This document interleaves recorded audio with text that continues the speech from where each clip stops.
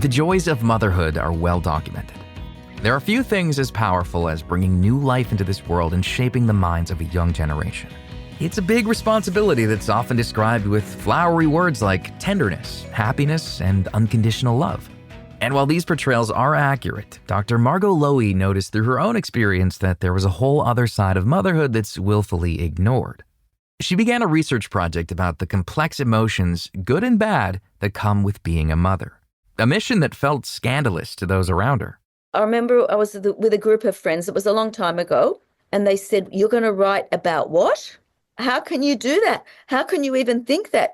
And I could hear I could kind of sense this saying, "What kind of a person are you? What kind of a mother are you?" For many, putting mother and resentment in the same sentence can feel disrespectful.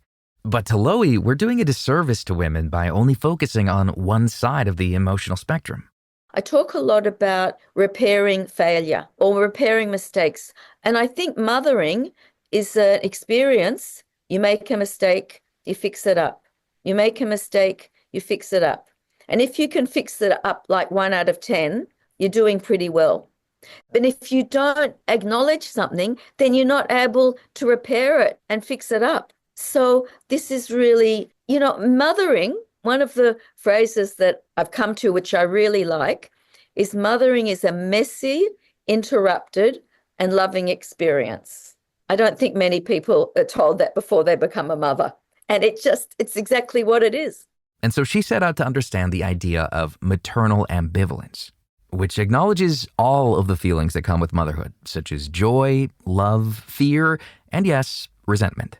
From what I understand, we as mothers do have moments often of hating feelings that are often connected with that example, fear, but that it's very difficult to talk about hating moments. That word is very difficult. I think that mothers do have it, but we're really too scared to admit it. And that may come from the picturesque version of motherhood that's continually upheld by society. We're told that this experience is perfect and wonderful, and that becomes the norm. Lowy calls this the maternal ideal. There's something about mothering, it's almost venerated to this height that a mother is like someone who is so wonderful and someone who is so pure and so giving. And yeah, that is true.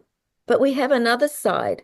So if a mother thinks that she can only or need only be this way, then what is she going to feel about herself when she has those feelings? Lowy says this idea is so ingrained in society that often when mothers feel anything else, like frustration, many believe it's an abnormal response.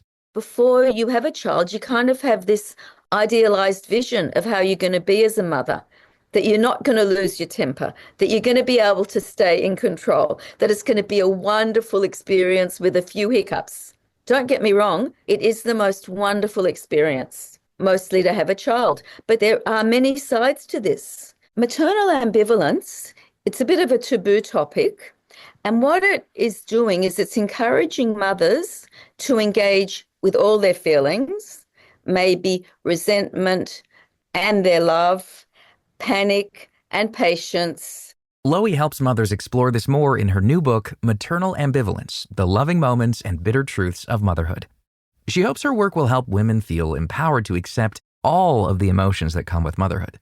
We're not meant to be perfect. There's a great psychoanalyst, pediatrician in the 1950s. His name was Donald Winnicott.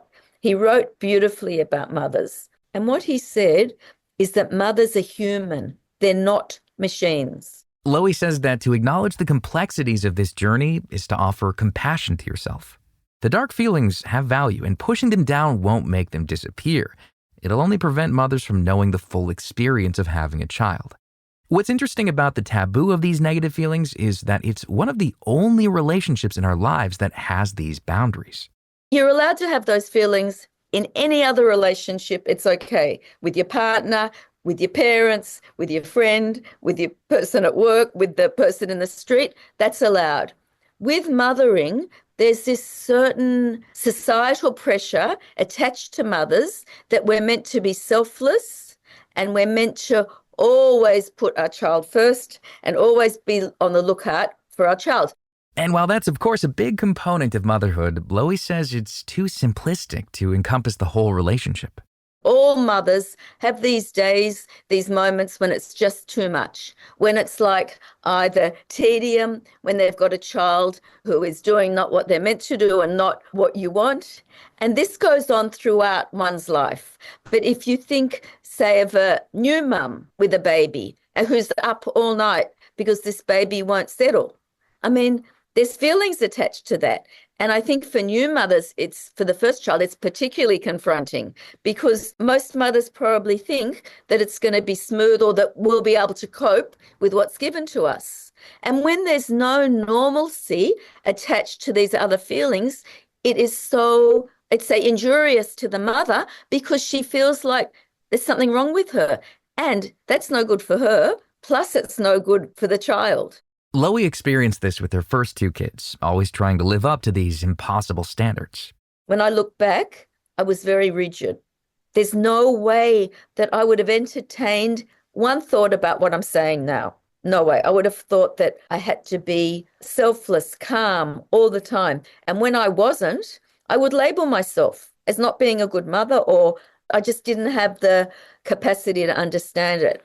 But after the birth of her third child, something shifted. Suddenly, Loie was more open to go with the flow of life. Instead of punishing herself when negative thoughts popped up, she allowed them to help her appreciate the good feelings even more. With most things in life, you can't truly value the good times without also acknowledging the bad, a concept that runs true even in motherhood. Otherwise, you're not having your full experience. You are neglecting such an important part of your life, and your child picks everything up. So if you're not genuine, they're picking it up. And I'm not saying that you need to go into detail with a 6-year-old or a young child, but I'm just saying that one, as a mother, one needs to be fairly genuine.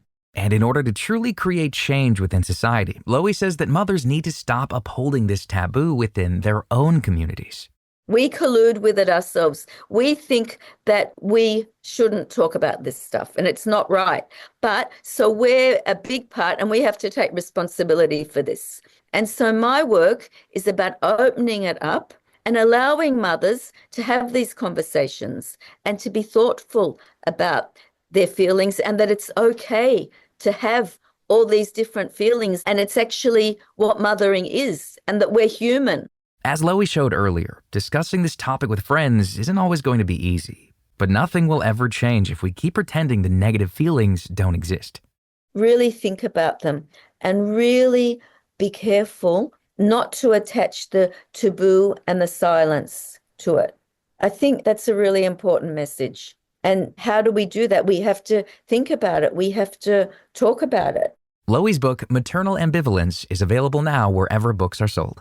You can find more information about Dr. Margot Loie and all of our guests on our website, radiohealthjournal.org. For more behind the scenes, follow Radio Health Journal on Facebook, Instagram, and X. Our writer-producer is Kristen Farah. Our production manager is Jason Dickey. I'm Greg Johnson.